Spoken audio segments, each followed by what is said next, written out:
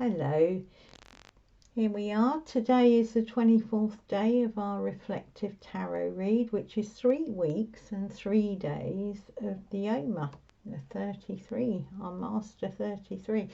So we're doing the 6 and 7 of Swords today because it's the 6th Sephirot of Tiferet and the 7th Sephirot of Netzach. So Tiferet is the heart. It's compassion, beauty, truth, harmony, balance, open-heartedness. It's the Venusian energy. And Netzach, which I explained a few days back when we started this week. If you want to see that, have a look back. But it's that mastery, victory, the outgoing, focused energy. Resilience, determination. So really we're talking about the areas of the solar plexus, Netzach, and the heart. So today's the day of embracing and compassion, your deepest, truest self in all its hideous beauty. It'll be the 4th of May that you see this.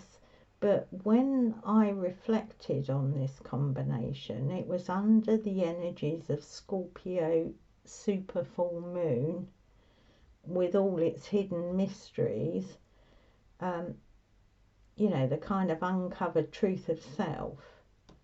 And I followed a link that day to an evolutionary perspective of the Plutonian energy, the archetype of death, transformation and rebirth. So we have this death card that sits in between Netzach and Tiferet. My lovely death card I keep bringing up. So important. I'm aware of society's global issues from 2020. I've spoken before, and now with the realities of that Pluto energy, that archetype, and also of the landscape on a personal level, that kind of my personal relationship with that, and with myself, that darker stuff. The analogy and the picture that rose in me when I was reflecting was of the sea. And on the surface there were people swimming in the gentle rhythmic swell and the sunshine. It was beautiful, laughing, swimming, having fun. And underneath the surface was an unseen reality, like the darkness of the depths, the deep depths, that they're going over. The deep depths, and bizarre and yet kind of undiscovered creatures, the ones that lurk, so far down, skimming the bottom, and the fear that can be encountered in such an unknown place. That was kind of where my mind was. I realised then that we've got a choice of where to swim. Both are in the sea, yeah, but both have got unique qualities. With both, swimming at the top or on the bottom, their benefits and their difficulties. The surface might look good, but there can be difficulties. You can get into difficulties in the sea. But then I thought, well, to have that enriched life, we need to understand ourselves and our reactions in both areas. What we're projecting out of Netzach and what's deep in the heart, in the emotions, in the unseen realms. So we've got our 7 of Swords that we've seen this week. Now I looked at that and I asked myself, it's a good question to ask, when you're looking at this card, do you just see others? Is this someone else? or do you see yourself reflected in that? I mean, ask yourself honestly. You don't have to tell anyone. But I was thinking, do I look myself squarely in the eyes and see my reflection there? Yeah. So to have that open-heartedness of Tiferet, I need to be able to go and dive to the bottom of the bottom of the ocean and allow the creatures of the deep to be seen. Yeah, travel the route of the heart to Tiferet, you know, to the other shore. Yeah, it might not be a shore you like diving in or going to, but it's only then that you can embrace the whole of you. Yeah, the creatures and the sparkling sun. That's where you can show true compassion in yourself and let those scorpionic, the mystery of Scorpio, the hidden behind the veil, and the Plutonian, the transformation. I mean, this is scorpionic Plutonian energy. And, I didn't plan to have the read on that, reflection on that day. It just turned up that way. It's the path from Netzach to Tiferet, and it's Plutonian scorpionic energy. But allow them to put to death the egocentric small self and transform, rebirth your true self. Then you can kind of grow in universal love, because it's only until we see, this delightful, hideous beauty of ourselves, the whole of ourselves, and embrace it compassionately, that we can. So the question is, look at that. When someone takes from you, ask yourself, do you get revenge in your mind? Honestly, when you're hurt, do you give yourself permission to shame, blame, project guilt? Like just a simple thing. They deserve to lose their peace of mind because they've taken mine. Embrace that in yourself. Don't judge yourself. Don't criticize yourself. But let it surface. That's the creature of the deep. Let it surface. Because under it sits a world of confusion, anger, resentment, bitterness, and that's got a right to be expressed. All of you needs to be expressed. And when you do, it fuels deep questions about the self, about your concepts of other people, of separation. It brings questions about victim and perpetrator. And by doing this, you sound the death toll. And you open to transformation. It's the death toll of our small self, our egocentric stuff. But our ego would tell us that we're all love and light and beauty and fluffy clouds, I mean, we are some of that, but we're also a creature of the deep, or we at least carry around creatures of the deep in us. So, yes, some lovely light reflections, but it was Scorpio and there were Plutonian energies and this death card was there. So it's, this is the thing about the tarot. It reveals your psyche. It makes you ask questions that you just wouldn't go there with ordinarily. You don't sit there in the morning saying, let me have a look at my creatures of the deep. But if you're challenged with the visuals of it and the energetics of the cosmos, then these are the places we need to go. I'm just sorry this didn't get put out on Scorpio full moon, but I have to do my reflections. I'm kind of ahead. I launched the channel later than I started my account in Leoma. Anyway, the card I pulled, and this is so beautiful, it's the Sephirot.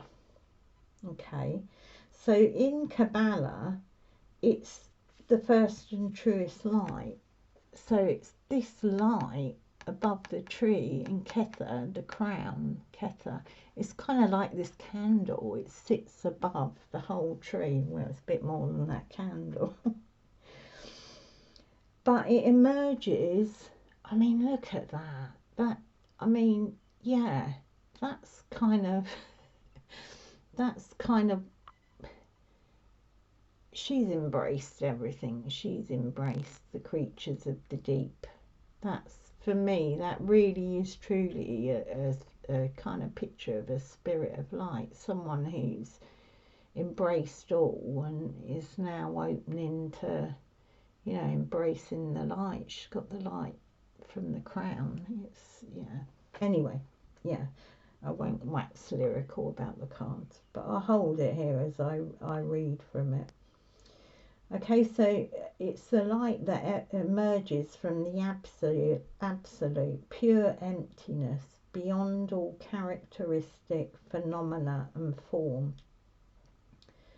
creating from apparently void. So it's that, you know, before the Big Bang, before the gases of the Big Bang, before it apparently created from the void.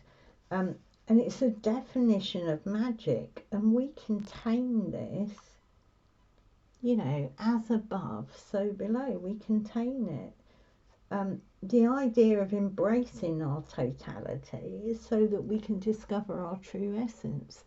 Alchemy is magic, but you can't do alchemy if you're not prepared to look at the creatures, you know, in your deep. You can't do alchemy without embracing the whole. So it's kind of, this is also the receptivity of Tiferet. It's receiving the light. Now the book says, I'm going to read a bit out because I just think it is so poignant and so important. I'll read straight from the book.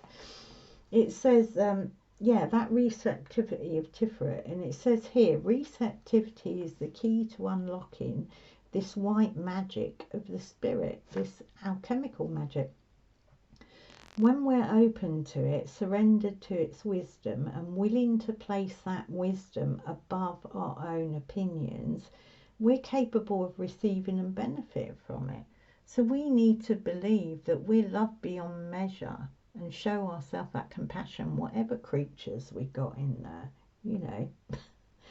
Okay, so you're capable of receiving and benefiting from it. If we're trying to dictate its course, to contrive and control it, like the Seven of Swords, to meet our own needs as we think they should be met, then we're not being receptive. The path of control and dominance is regressive. That's the shadow side of this.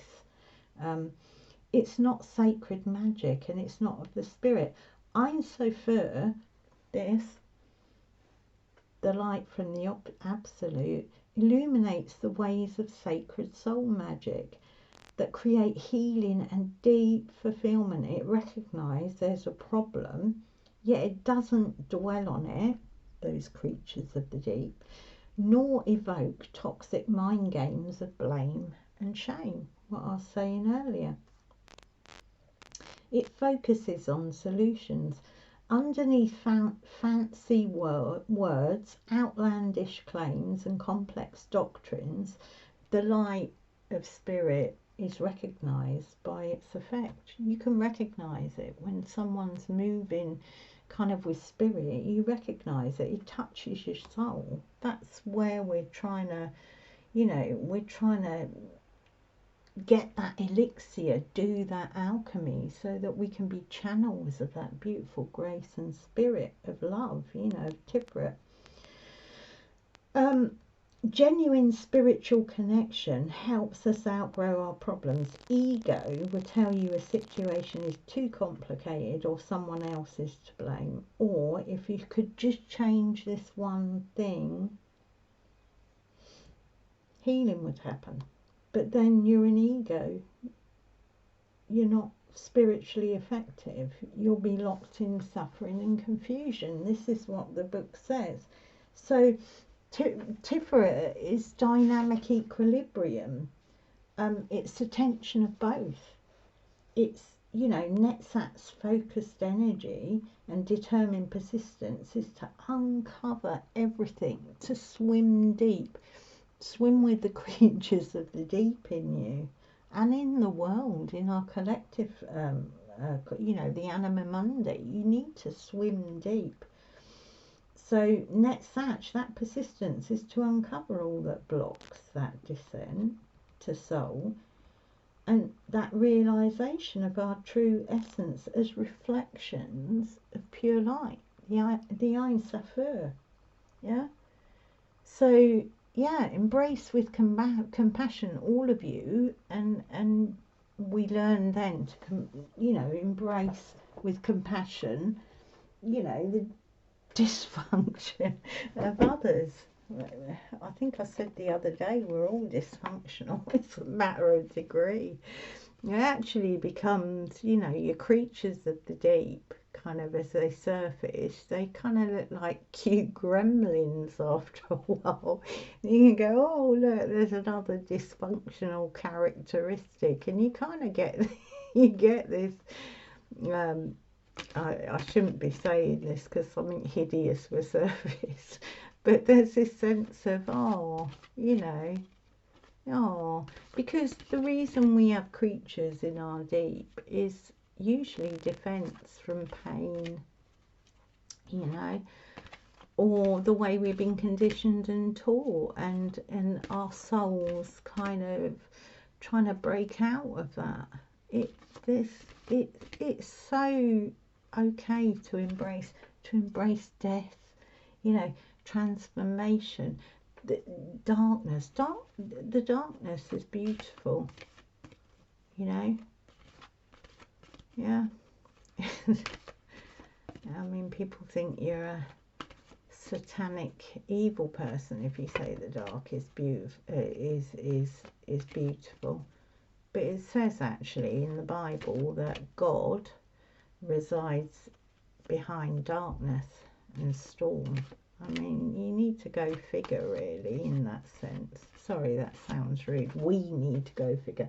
Okay, so I've been shuffling, I was lost in thought there. I've been shuffling the chakra cards. I got the heart and the solar plexus, and we'll see what comes out. Love, yeah. Love of Tiferet.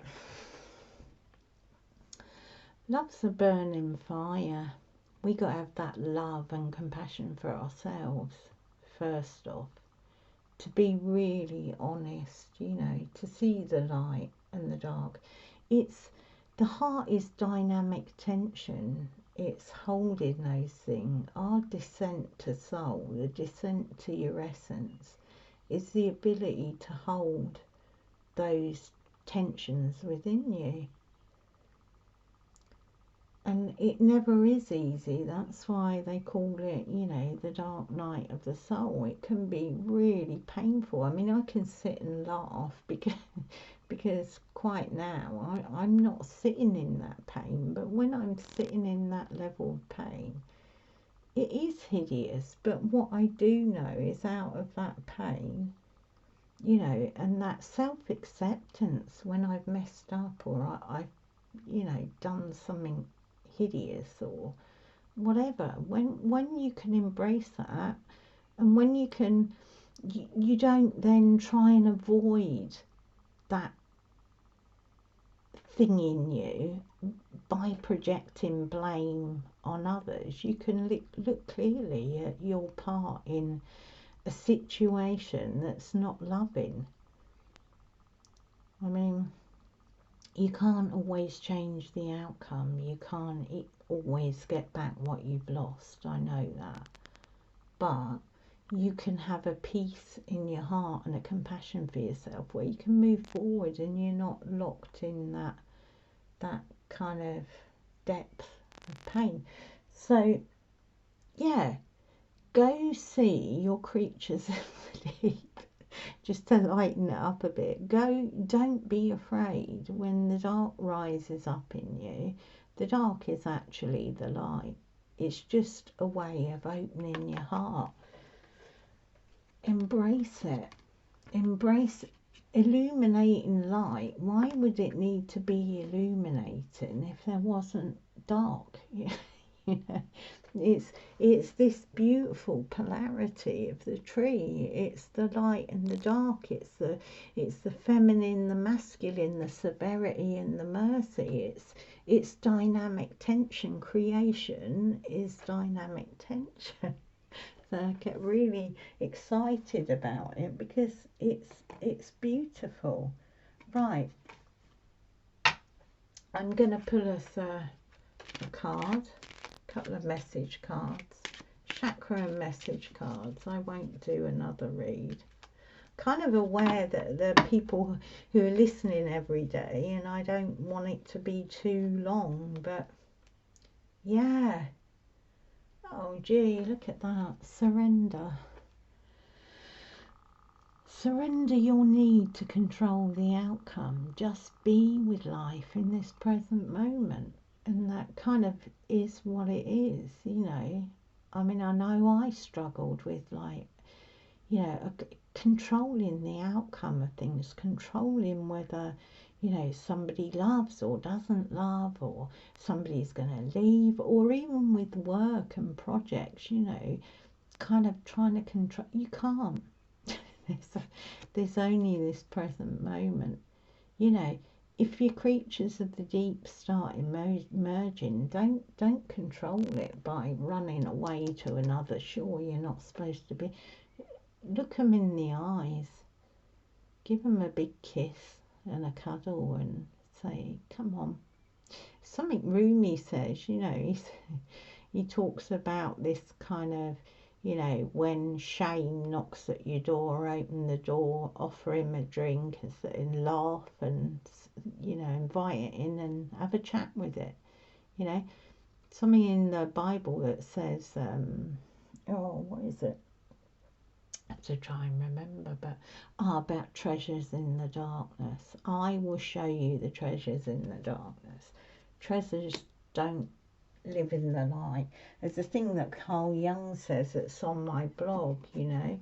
We don't come to consciousness by seeing illuminated figures of light. It's about facing the darkness.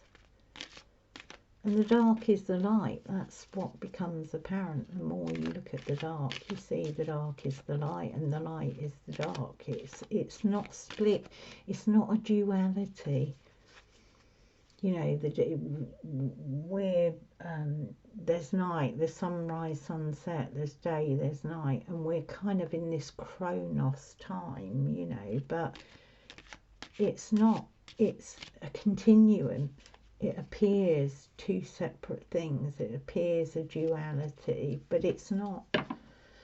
Anyway, we have deserts here, desert sands. I love the artwork on these. There we are. Always look for the good in the most difficult situations. Surrender your control. Look for the good. Yeah. They're your messages for today. Lots of love. Bye-bye.